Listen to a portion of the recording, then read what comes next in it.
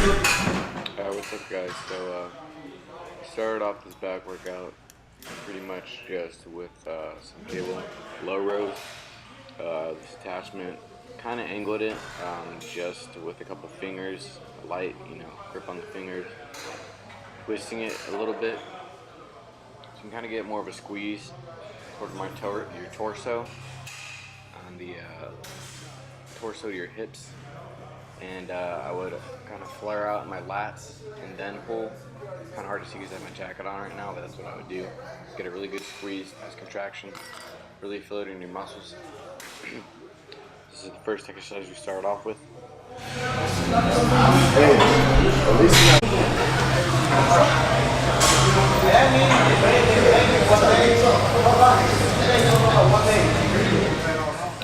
Alright, so next, the next exercise, we kind of did, we finished about with we did about like 3 to 4 warm-ups here, and then we kind of just got to doing some working sets, about 3 sets, 4 sets. After about 3 or 4 sets of warm-up, we did 4 straight sets, just getting a real good squeeze. Sorry, I came to doing this editing off my physical therapy today. So we did about 4 sets of 10 here, and then the next exercise, as you'll see, we kind of moved into they're called meta rows. You'll see they're coming up here in a second.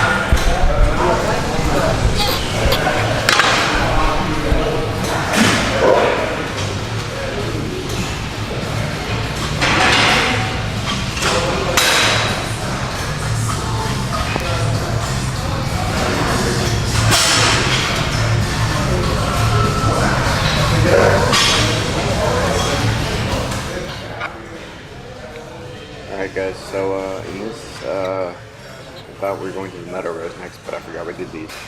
For this machine, I don't really, since I've been back out the military, I haven't really, you're training on base for a certain amount of time. So some bases have good equipment, some bases have some hard equipment, and just some bases have, you gotta use what you got. So we don't really have a line T-bar row, you kind of just use the barbell in a corner and you put the dumbbell on top to keep it in place. So we don't actually have a good row machine. So this row machine was alright. Me and Armando aren't that tall. I'm like 5'5". He's about, we're about the same height actually. So he likes to just kind of not use the wooden step up that they have. So I'll kind of prop that in a second. In my next set, you'll see I get the wooden prop and I'll prop it up. Kind of put me a little taller, put my torso more on the pad there. And I'm able to row and get a much greater contraction there, which is good. So again here with the same thing, I like to warm up at least two sets on each exercise pretty much. And that's what we did. So currently just trying to train around my injuries. I've kind of stopped lifting as heavy weights. With my back my back feels fine, like my lower back. So for the most part, I've still been able to maintain and actually grow my legs just by dropping the weight and actually squeezing a whole lot. Something with my back has always been one of my strongest body parts, if not the best. You'll see here in a little bit. My lats are always, they've always been big. My back's always been pretty good. So we just go up, 10, 15 pounds at a time for each set. I think we finished with a plate and like a plate and think I stayed at a plate in 35, and he stayed at 2 plates. So this is what we pretty much did. You can see he's now, I didn't know he's using it. I was just kind of filming, getting some footage of him. So you can see that there's the step up plate there. It adds about a good inch or two, and it's good just for recording yourself. So as you can see, his torso is there on the pad. As to where mine would be a little bit more. I don't prop myself too much. I just kind of go for the squeeze. So I'll be coming up here next to Rondo. I kind of just keep a good constant squeeze on them. Here I'm about to go do this row. Again, I'm not using as much weight. I think I kept it. Yeah, I kept it the same here. And I just squeeze. So I kind of did a variation. I like to go a little wide, but being as you're practically just laying down and the angle's not that great. I felt it more on my shoulders, which isn't bad, but eventually I switched the grip. So then, pretty much where we ended that exercise.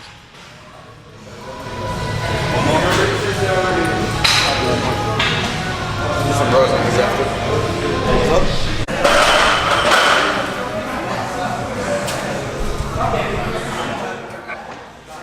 Alright, so this next exercise, they're called Meadow rows. MEADOWS row. John Meadows. I actually learned these from him. I did see him elsewhere, but he does them and explains them really well. So this machine, we did off the T-bar row, so we switched to kind of just isolate it. So this particular machine right there, where you put the weights on, there's kind of like a bar holding it. So normally with most machines, it's kind of just a bar that sticks straight out, but these actually, that bar kind of blocks you from full range of motion. So you kind of have to just play with it and angle yourself. So I kind of try to pull a bit or just angle it where it's hanging from just my lat and just me holding it, just relax. And then once I feel it on my lat, then I would squeeze and I would track the muscle and I would pull it to my torso somewhat. I always tell people, like, think of these like if you're rowing or elbowing somebody in the face. It's a funny way and easy way to think about it, because that's how you kind of get with a good motion. And that's what we did in these. So again, angled it at a good position, and I just put some rows on it. Just rode it again, about 4 sets of like 3. It's about like 12, something like that. 4 sets of 12. Just got as many as I could.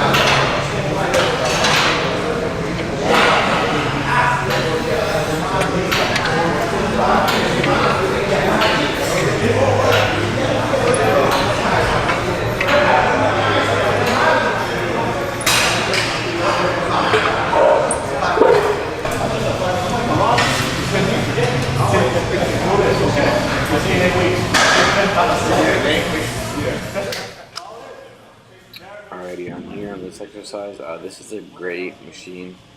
I think we had one similar to this, but not exactly like this. So what you're doing here is it's pretty much like a seated low row. It is a low row, but I mean in the sense that normally you're just sitting there and you're pulling horizontally. In most machines, this one you're actually pulling from, let's just say, the floor in front of you up. So it's a legitimate row exercise. You feel it from the pit of your upper back to the mid part to the lower back, and it's amazing for blood pump, squeeze, overall back development, and really in your lats. So we kind of just started off for whatever reason, kind of always do. I don't know why, but we started off doing two hands. Depending, Armando here started to stand here, mainly because of the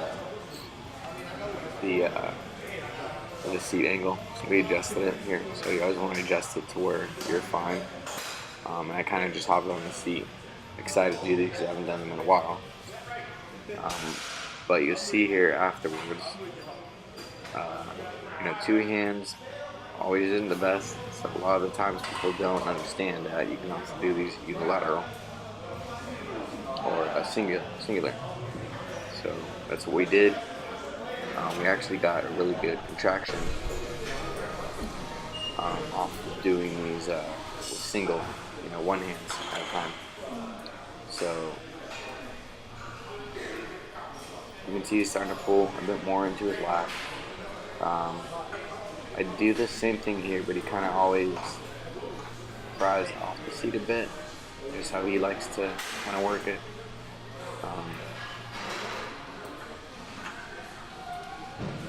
So most of the time we'll count the reps and try and get as many as you can.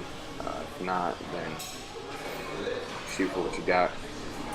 We kind of start, or at least I've started to kind of just stop when I break form, because then you're not really getting the benefit of everything you can be getting as far as working out and building muscle and just preventing more injuries. And the last thing I want to do right now is create more injuries on my body, especially my back. More injuries to keep me immobile. I want to stay in the gym and train as long as I can. Let's just see here. So we switch. As he kind of pries off the seat a bit. I kind of stay close to the seat, and I just go for more of a squeeze.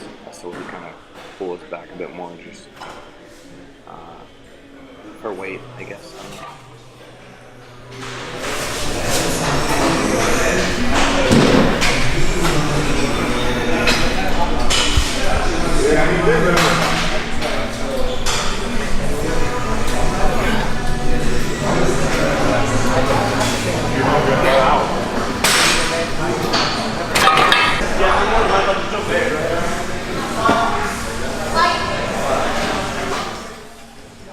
Okay, so this is one of the funny parts. We kind of just piggyback off of each other's workouts. He goes to the Fitness for 10 here in Tampa, Brandon. I go to the Brandon LAV Fitness. So they're literally like, 5-minute drive from each other. So they're really, really close. We don't live that far from each other either. He lives, I'm not going to say where, but we both live pretty close to each other. In the Riverview area. So, what's funny is you see this band here. I was excited to get bands because I wanted to use bands. Like, oh, cool, a lot of people are growing these bands. As far as the top, professional athletes and athletes that I like to watch, bodybuilding, or other athletes like that, like Jeff Nippert, just say a few. He's pretty cool dude, one of my inspirations. Shout out to Jeff and Stephanie Buttermore. But of course, I started looking at bands from John Meadows. So I've always ended up with some band in the back, in a pack actually. And excuse the top of the screen, it's a little foggy because of my dead cat, dead mouse, what you can call it. To kind of muffle the mic, keep the wind direction out of it if there's any wind. So I just kind of keep it on there for whatever reason. But here I learned this from John Meadows, and I'll actually be doing some of his routines, workouts actually, from his program, and some of Jeff's. I'm not going to give you every little bit of secret or detail as far as like a full week's program, because I like John and I respect him, and that's his program. But this here, the idea is to keep tension, and it looks like it's not that hard to do, but it is, because you're keeping one hand down, and you have to constantly keep that side that you're holding the band on contracted to one side and just keep it there, as you saw me doing. And you have to use the other hand to do the same thing to do a row. And it's very, very hard. Getting tired over here. It's been doing nothing but raining since I've been back in this so-called sunshine state of Florida. Gotta love Florida. If you guys live here, you know what I'm talking about. It's been doing nothing this entire time. I don't know if it's because of the tropical storm that's been occurring or the new hurricane, but it's been doing nothing but raining the past 3 months.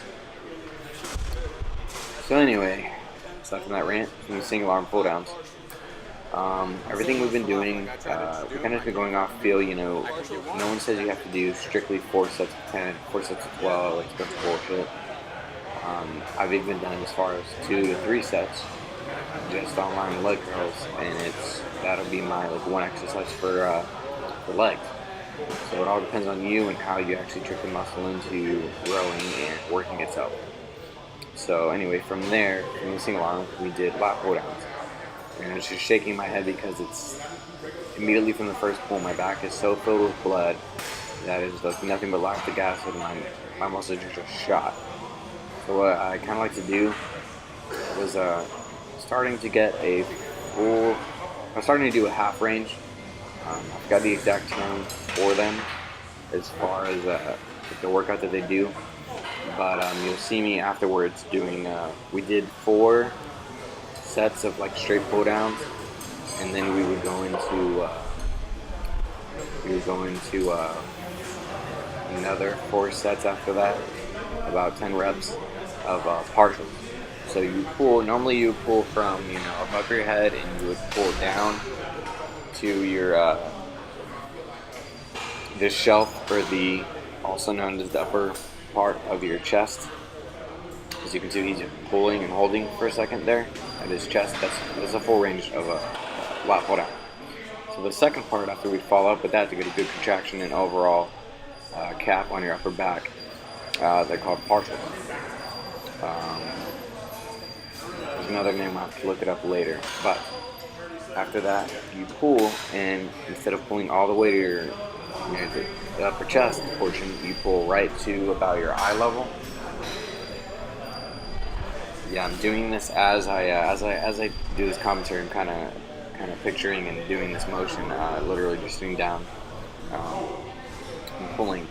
So we do the partial, and you pull about to your eye level or nose area, and you would hold that for a second as well, and it gets a full contraction of your upper back, and it burns like hell. So they're really hard. I recommend you guys trying it. It's something new for you guys. Who've obviously never done it before, but it hurts a lot. It's like holding yourself halfway or attempting to do a pull-up. It's kind of how you can kind of picture it, and it hurts so much. So yeah, just give it a shot.